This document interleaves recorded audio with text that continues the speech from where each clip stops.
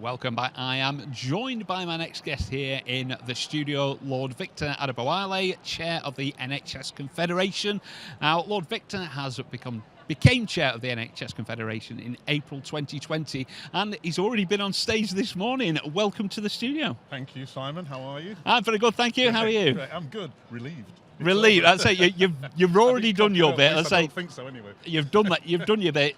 First day, opening session. Get it done. How was it? It was great. Well, I thought it was great. And when people ask me how was it, it's not really for me to judge. There's a few thousand people out there who can answer that question better than me. But it went according to plan. That's the idea. Fantastic. I say thank you very much for opening the show with that opening session. And in terms of if anyone did miss it, if they've just tuned in now, tell us a little bit about what you covered in the key points. I always say thank you because the people that actually run the NHS don't often get a chance to say thank you. I talked about the challenges that we're facing, and in particular mentioned Merope Mills. We'll be speaking tomorrow about brilliant campaign to get the second opinion in, and the fact that hospitals have actually accepted her campaign on behalf of her daughter. Talked about that, but I spent most of the time talking about leadership and the kind of leadership that we need now in the NHS, which has to be system leadership, and we have to lead beyond our organisational boundaries, and we have to lead with people, not just for them. We have to take them with us, not just stuff them in the back of the car. And I talked about the fact that, if you're lucky enough to be at this conference, then you're too lucky to be pessimistic, about the future. And then I ended by basically telling them that, the time that they spent here, I'm really glad that they're here because it's all about their personal development and how they engage with each other. But actually, the key thing is that we bear in mind it's about the people who aren't in this room, who aren't in this exhibition hall, who are out there, and so we have to, everything we do has to be about improving their lives, and we're here to do just that, Fantastic. And what would you say you want people to take away from that session, attitudes, thoughts, beliefs, behaviours, and implement, really? I'm hoping that they take away from that session the sense that they are responsible, that leadership is about taking responsibilities for the culture that you create, and that we are privileged to lead, and that we can lead better, we can lead more systemically, we can lead with much more intention, and that actually we are capable of doing that. We just have to recognise it, we have to take responsibility for it, we have to help each other, and we have to bear in mind that we're here because of the people who aren't here. And in terms of conferences like this, expos like this, bringing people together. I know you mentioned the people that aren't here, but in terms of this overall event, how important do you think it is? How much do you think conferences like this matter? Important, I would say this, wouldn't I? I think it's the most important thing in your professional calendar if you're a health and social care leader in the UK. I think it's a very, very important event because a lot of people spend a lot of the time in their organisations or on teams, having meetings in teams. And the thing about that is that if you're only concerned in running your organisation, you're not learning, you're not bringing in what's possible from outside your organisation. And that's dangerous. And if you only have relationships with people in two dimensions on teams, you can't deepen them. And what we know is that you can maintain a relationship in two dimensions, but you can't deepen it. We're hardwired to deepen relationships in four dimensions. That means having a chat, touching each other, being here. Because actually 70% of human communication is non-verbal. So actually being here, being physically here, to exchange views, learn, support other people, pretty critical in my view. I'd say, have you had a chance to go around the hall at all and Not yet, see? I came out of the soft stage and I was dragged straight down here. But I am going to go for a little walk after this. I think you're right. In terms of. I'm speaking to a few people this morning about building that community, building those relationships. I think this is, and I think you very rightly say, this is the place to do it. It is mission critical, and we've got the biggest attendance we've ever had, so something's going right.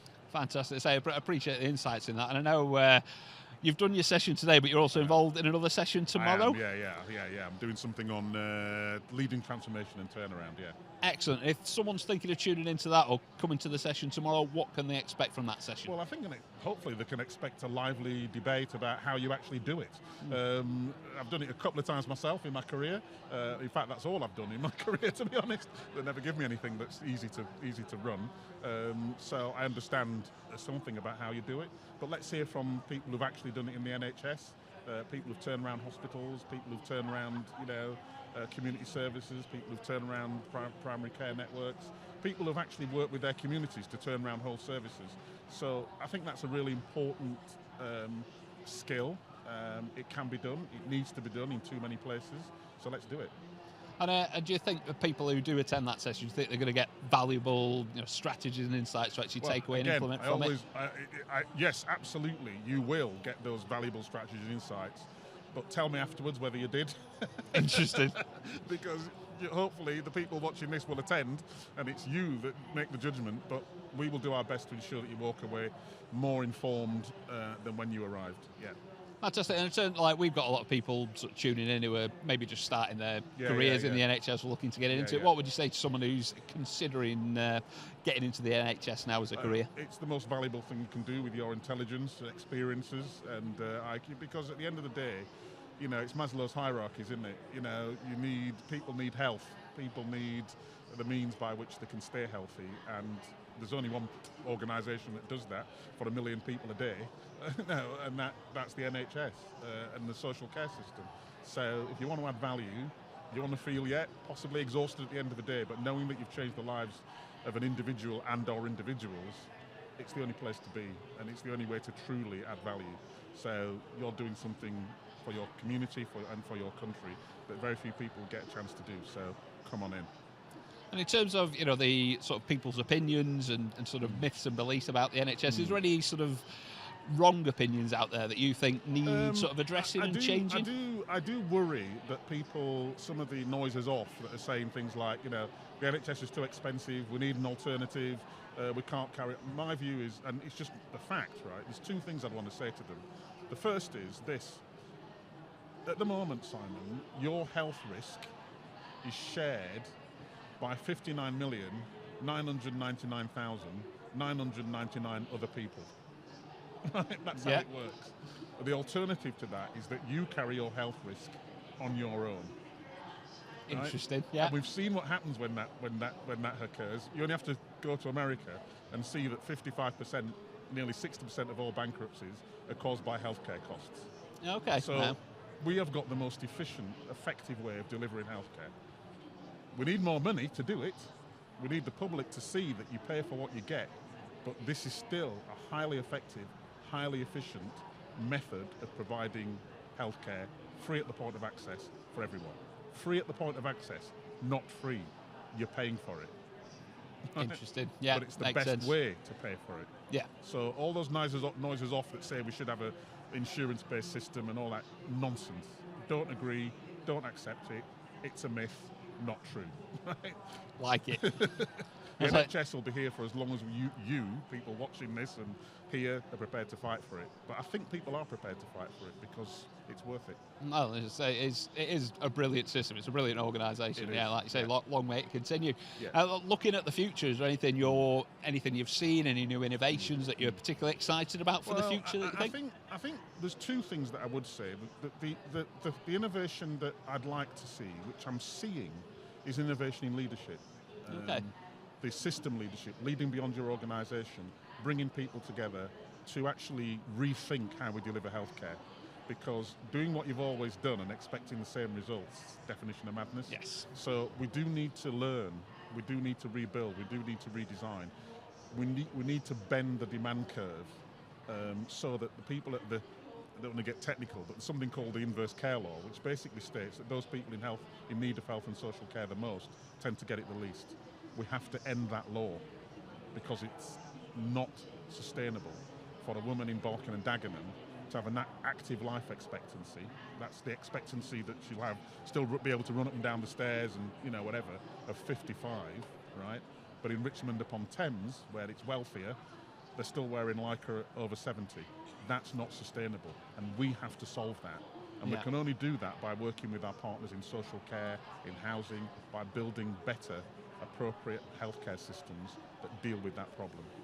So that, for me, is the innovation I'd like to see. There's lots of digital innovation. I think the NHS app has a great future. It has a huge future, but it needs to support that mission. So it's brilliant insights. And say it's been absolutely fantastic talking to you. And thank you very much for your time. So we'll look forward to your session tomorrow. I think I've got another session today with Amanda.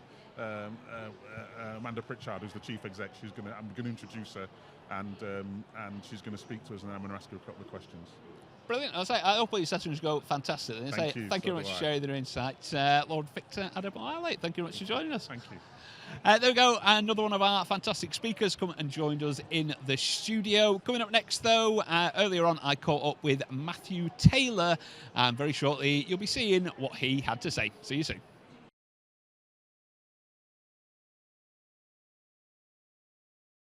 Welcome back to the Speaker's Studio. I'm joined by my next guest. It is none other than Matthew Taylor, Chief Exec of the NHS Confederation. Not only that, podcaster, speaker. I believe you're speaking today and tomorrow. A busy man. Welcome to the studio. Thank you. Nice to be here. I say we've got you working quite hard over the next 2 days. I believe you're speaking both today and tomorrow. For anyone just tuning in, give us a bit of an update of what to expect in your session later on today. Yeah, so I'm doing my keynote this afternoon. Sounds a bit pompous to say keynote, doesn't it? But that's what it says in the programme. So that's my opportunity every year. Confed obviously is the joint host of this event with NHS England, so it's my opportunity to speak to conference delegates, but really our members, because we represent all parts of the health service in England and Wales and Northern Ireland, and talk to them about what I think it's most important for us to be thinking about right now. So that's what I'll be doing. And then tomorrow I'm chairing a session on improvement. Okay, and in terms of, let's discuss tomorrow, because I don't want to give too much away about the keynote, because I know a lot of people will be tuning in. I'm happy to. But I'll give us a bit of an insight of what to expect for the keynote then. Yeah, so I'm going to really talk about, I guess, 3 time frames. So a little bit about now. Have you noticed there's an election happening? It's on our radar, let's say, yes. We're aware of it. So there's a little bit about the election, then there's a bit about what we think the government should do, the new government should do coming into power. And then I stand back in the second part of the speech and I talk about the need to reimagine the health service, because I think that the way we're working at the moment isn't really sustainable. Okay. And I argue for a really quite fundamental shift in the way in the core way we think about health and health policy, from a model that is basically reactive, where we wait until people are sick, to a model that's proactive, where we reach out and we're seeking to work with the community to enable people to live healthier lives for longer. Interesting. So that very much sounds like an interesting session. But that's 2 o'clock today. You're doing the keynote. So I say, if that interests you, stick around 2 o'clock. We'll be going live to that. And then tomorrow, what does it really mean to embrace a continuous improvement culture? Again, if people want to tune in tomorrow, tell us a bit more about what they could expect and what are going to be the key points of that session. So there's a lot of emphasis in the NHS at the moment on this kind of notion of improvement, which is really, I think, fundamentally about a mindset of looking at everything we do and thinking, well, how could we do that a little bit better? So that's how do you think about it? And it's hard to do that at the moment because we're under immense pressure and we have very little additional money to spend on anything. So to think about doing things better when you're under this kind of pressure is tough. So it's firstly that mindset and encouraging people to think like that. And in some ways, actually, when you've got less resource, it's even more important to think about how you can do things more efficiently and better. But it's then a set of techniques, a set of ways of working. And our particular focus here at the Confed is that generally when we talk about improvement in the health service, we tend to mean it in terms of an organisation, a trust. We're really interested in systems and places where it's really about collaboration. How do different institutions work together? How do partners work together?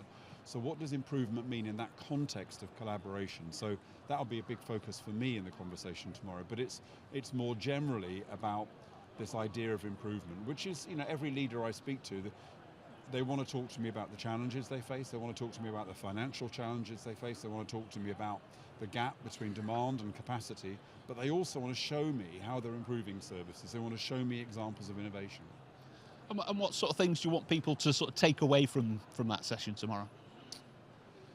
I think take away the idea that even when things are really tough, thinking about how we can do them better is a really important thing. And in fact, if you're not doing that, it's quite demoralizing. Actually, that's always been my attitude throughout my kind of career is, I will leave this interview with you and think, how could I have done that a little bit better? And that's not because I'm a great person, it's just a mindset that I've got and I've always had, and it's been useful to me. So I think hopefully people kind of just get that, yeah, I know that's the way I need to think about things. How can I do them better?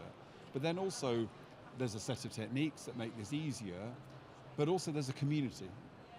What I think is really important about improvement in the health service is that if you go to any trust, any system, there are a lot of people for whom improvement is an important part of what they do, and they can sometimes feel quite isolated. So how do you connect those people into a community of people talking a common language and supporting each other on the improvement journey? Fantastic. And I know you've touched on communication, collaboration, community in there. Like how important would you say events like this are, like the actual Confed Expo, getting everyone together? Like how important do you think that is as a community, as the healthcare industry, in terms of bringing people together and moving forward? I think it's obviously really important, but it's particularly important when people are under such day-to-day pressure. One of the observations I have about the health service coming into it from the outside, because I've only really been working in the health space for 3 years, is I'm surprised at how little time leaders get to spend in each other's institutions, in each other's organisations. If I was kind of president of the NHS tomorrow, one of the things I'd do is I would say every leader should spend at least a day every couple of months just in another trust or another system, and that every leader every couple of months should host a couple of people coming in and looking at what they do, because it's only really when you get out and you touch things and talk to people. And so what this provides is that opportunity to talk firsthand to people who are doing something different. I know what a lot of people do at Expos, they arrange to meet people, or they use the app to invite people to meet up with them, because they want to talk about a particular innovation they've heard about and say, how does it really, I've read the best practice guide, I've seen the video, but how does it really work? So I think that's important, and I think it's also an opportunity to just coalesce around a certain set of ideas. And given that we are going to have a new government in 3 weeks' time, I think having a kind of common sense of what really matters to us is important at this stage. Okay, well, it's interesting. In terms of, I know you said you came into the industry sort of 3 years ago.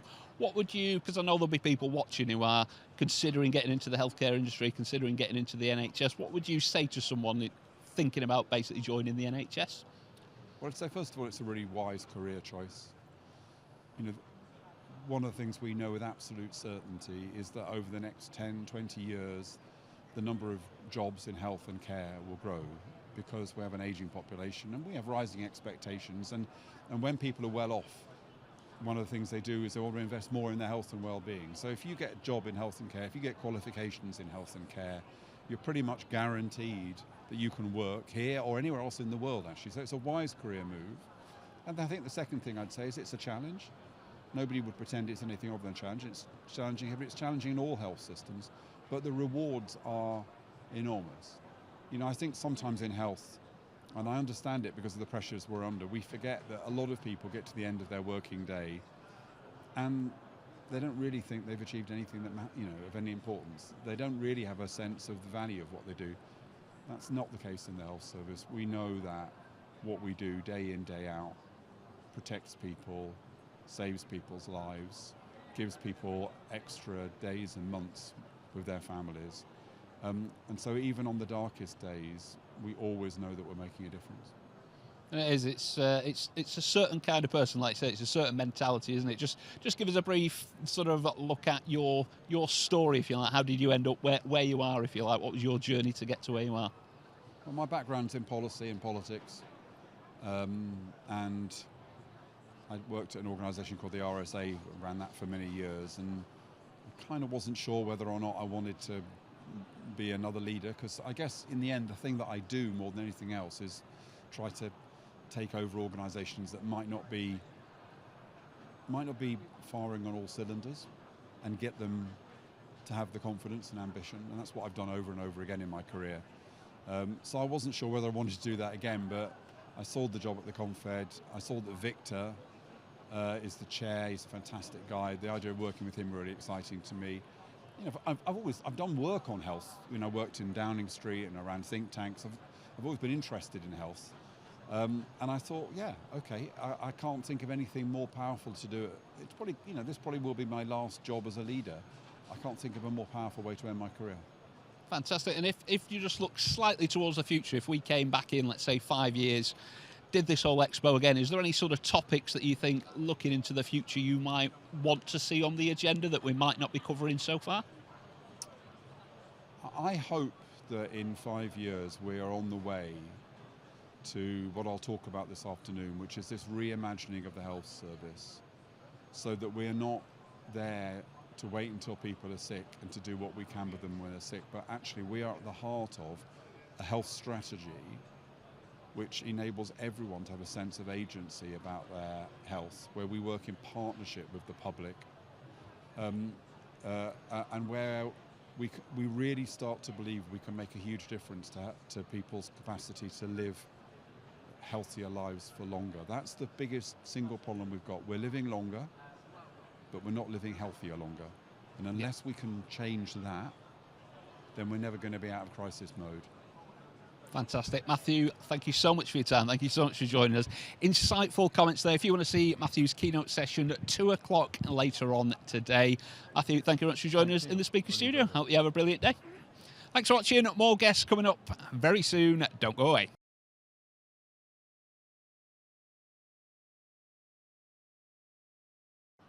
Coming up next then, we are now going to go back to the main stage for the next session. This is the keynote from NHS Chief Executive Amanda Pritchard. Enjoy.